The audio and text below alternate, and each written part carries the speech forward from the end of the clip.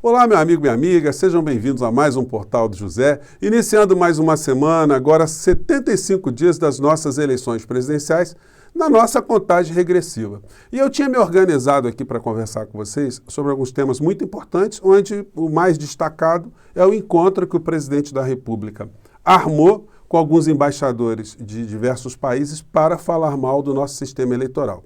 É uma situação que eu vou abordar aqui com vocês, porque realmente ela tem contornos únicos. Mas surgiram situações de última hora muito graves também que merecem algumas reflexões, algumas explanações. Me refiro especificamente ao corpo do responsável pelas câmeras de segurança lá no ambiente onde foi assassinado o Marcelo de Arruda, que foi encontrado.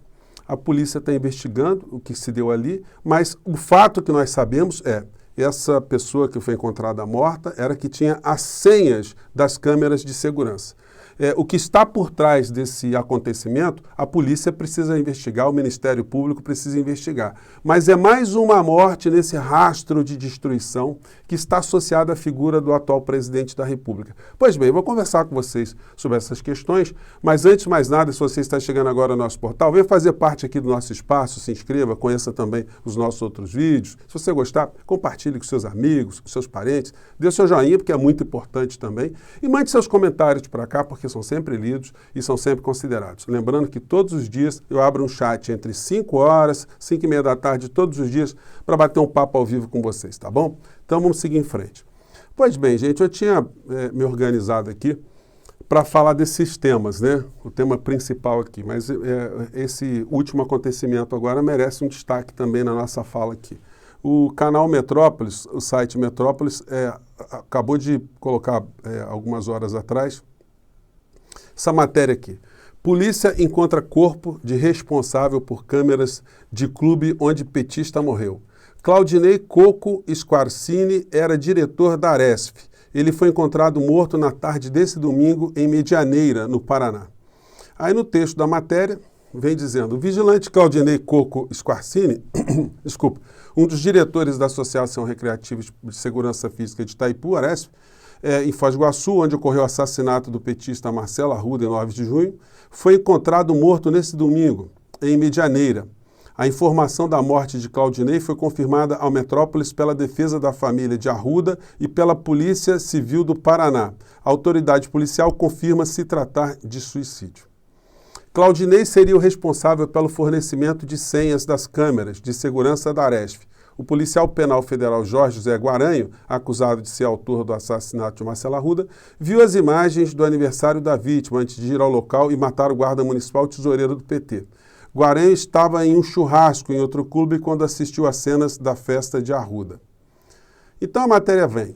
Em depoimento ao qual Metrópolis teve acesso, outro vigilante da Itaipu, identificado como José Augusto Fabre, disse que a permissão para ver as câmeras não era um procedimento comum e citou Claudinei como responsável por permitir acesso às câmeras, às imagens das câmeras de monitoramento do clube onde Arruda foi morto. A defesa de Arruda esclareceu que o vigilante poderia ter repassado imagens da celebração com o tema do Partido dos Trabalhadores ao policial penal federal, que mais tarde viria a cometer o assassinato. Então, gente, são situações muito graves, muito complicadas e que se contrastam com a velocidade com que com a qual a polícia do estado do Paraná concluiu o inquérito. Eu tenho falado aqui muitas vezes que situações precisam ser expostas aí. O conteúdo do celular, com quem ele falou, com quem ele falava, o conteúdo do seu laptop, as suas redes sociais.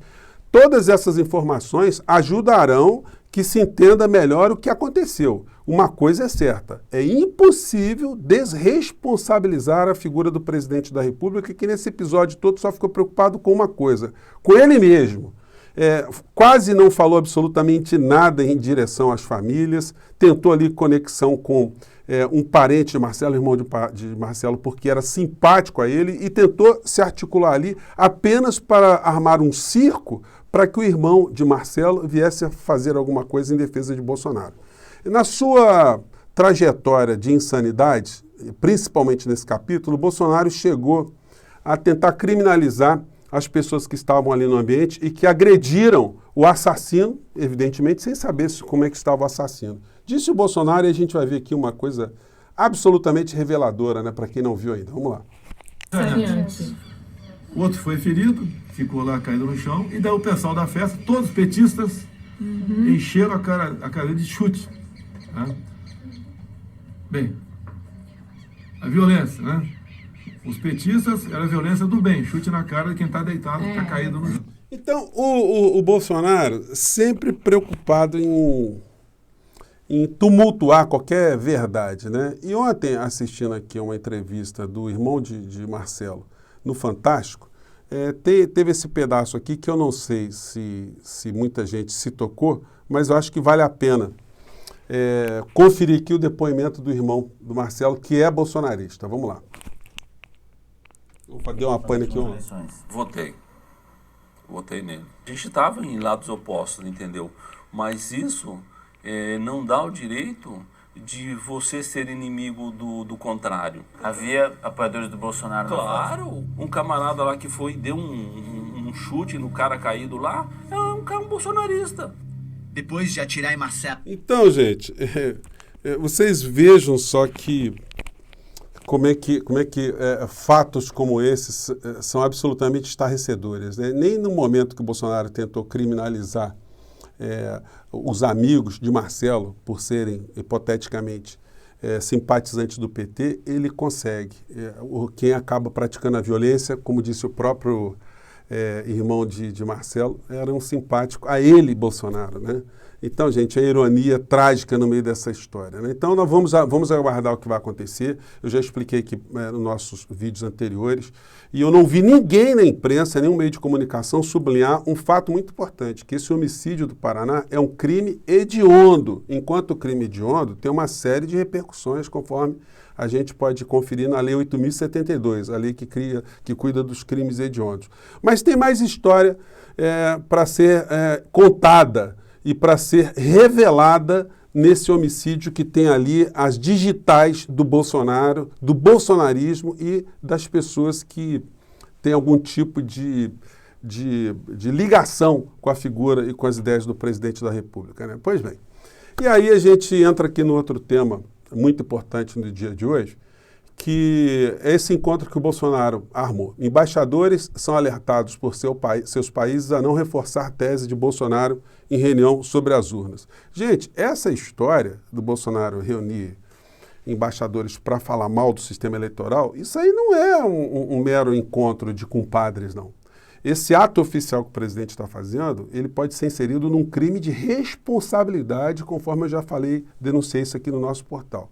O artigo 85 da Constituição diz o seguinte: são crimes de responsabilidade os atos do presidente da República que atentem contra a Constituição Federal e especialmente contra. O inciso 2º diz: o livre exercício do poder legislativo, do poder judiciário, do Ministério Público, dos poderes constitucionais das unidades da Federação. Quando ele faz um ato desse, gente, ele está se confrontando com o poder judiciário, porque ele é candidato. Ele é suspeito, ele não pode estar fazendo esse tipo de presepada para jogar a população contra uma das instituições da República Brasileira e, sobretudo, difamar, desgastar, falar mal do Poder Judiciário ou da participação do Poder Judiciário no processo eleitoral brasileiro. E o inciso 5º do artigo 85 diz que é crime de responsabilidade também a improbidade na administração. Gente, a improbidade é o cidadão, é o administrador público, é o servidor público agir com desonestidade, com falta de ética, falta de interesse público, desvio de finalidade. São todos atos de improbidades que podem culminar num processo de impeachment sem exclusão das responsabilidades criminais do presidente da República e também sem prejuízo da perda dos seus direitos políticos. Agora, infelizmente, nós temos Augusto Aras, né? E o senhor Augusto Aras, infelizmente, é uma pessoa que não existe institucionalmente, porque não está fazendo absolutamente nada. Ele teria o dever, inclusive, de fazer algum tipo de interpelação em relação a esse ato do presidente da República. Vamos aguardar se vai ter algum desdobramento e vamos aguardar também como é que será essa comédia. Porque na história do planeta, vocês podem pesquisar, e hoje eu falei com um grande amigo, que é diplomata, e ele falou, olha, é um ato absolutamente inusitado. Você não consegue nem parâmetros na história para encontrar em algum lugar um governante que convidou embaixadores para escutarem o governante a falar mal do seu próprio país, falar mal das suas próprias instituições. Gente, é uma situação bizarra e inusitada. E aí eu não tive como não encontrar uma outra metáfora que pudesse ser mais adequada do que essa que eu vou falar aqui para vocês. O Bolsonaro está se comportando como alguém que tem desconfiança que está sendo vítima de adultério, e aí o que ele faz? Ele chama toda a vizinhança para ficar mostrando fotos da esposa, para ficar falando mal da esposa, para ficar apresentando suspeitos de terem tido algum tipo de encontro com a esposa, né?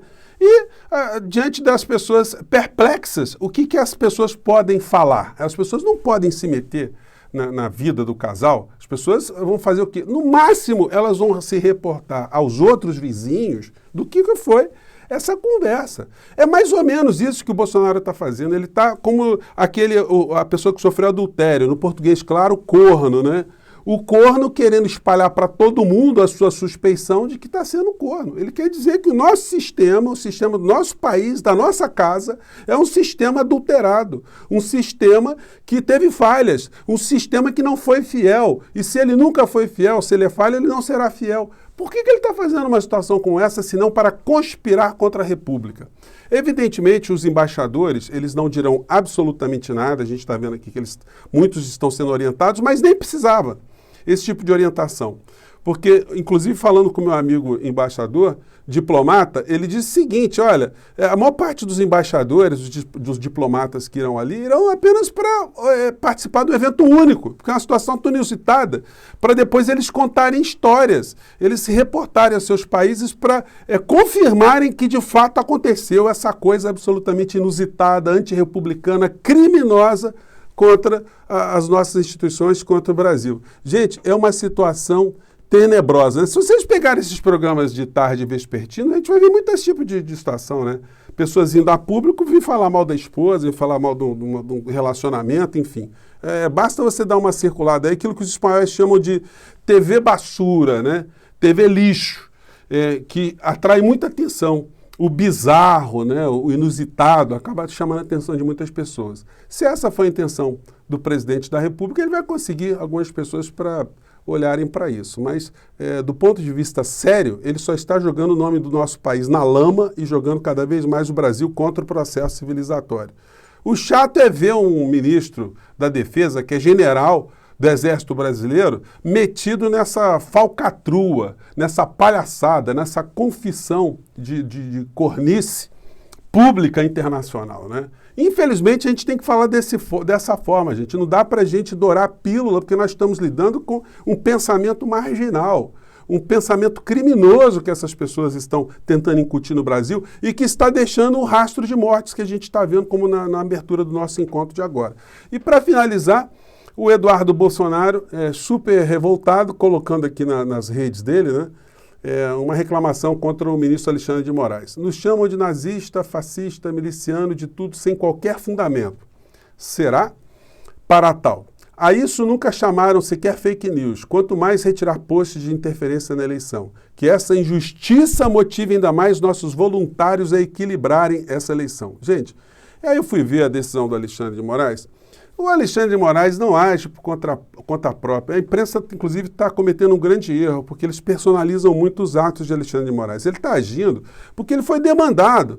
Houve uma ação que foi feita junto ao Supremo Tribunal Federal, junto ao Tribunal Superior Eleitoral, para que as mentiras que têm algum tipo de impacto eleitoral, elas sejam retiradas. E aí o Alexandre de Moraes intimou aqui, de fato, vários canais, várias pessoas, né? Aqui como representado, Otônio de Paula, Tolentino Filho, Carlos Eduardo Martins, Marques Guilherme, que é aquele segurança do Bolsonaro que deve ser candidato, Flávio Bolsonaro, José Pinheiro Tolentino Filho, Pedro Alencar Azevedo, Pedro Alencar, outro Azevedo também, Cláudio Gomes de Carvalho, Hélio Fernando Barbosa Lopes, ou Hélio Lopes, Gilney Gonçalves, e aí no fundo ali a Carla Zambelli. Então essa gente toda vai ter que tirar essas publicações do ar, sob pena de receberem uma multa diária de R$10 mil, na reincidência R$15 mil. Então, o bolso dessa gente vai começar a ficar esvaziado, porque eles só sabem fazer isso, fake news. As plataformas tinham que ter também mais controle sobre o conteúdo dessas informações que visam destruir a República, a saúde pública, como foi na pandemia, mas elas fazem vistas grossas. E aí, quando isso acontece, compete às pessoas que se sintam ofendidas o ingresso na justiça para buscar algum tipo de reparo. Mas, falando em reparo, é importante reparar que o Alexandre de Moraes ele só está agindo porque ele está sendo cobrado do ponto de vista simples, né, ou está sendo demandado, né, está sendo provocado judicialmente para dizer o direito, para dizer o que se deve fazer nessas circunstâncias. É isso que está acontecendo no Brasil. Gente, vamos acompanhar os desdobramentos desse encontro do Bolsonaro, esse encontro criminoso contra a República Brasileira, essa confissão de cornice internacional. Eu nunca pensei que eu pudesse falar isso aqui num espaço público como esse nosso aqui, né? Mas é como as coisas estão, gente. Não tem metáfora que se adeque melhor a que o Bolsonaro está fazendo com o nosso país, porque, na verdade, os cornos internacionais somos nós, né? Os brasileiros. É assim que nós estamos sendo apresentados pelo presidente da República. Gente, eu fico por aqui, mais uma vez, um grande abraço. Mande seu comentário aqui, faça seus reparos aqui se eu exagerei ou não. E vamos seguir em frente, tá bom? Um grande abraço, até lá. Tchau.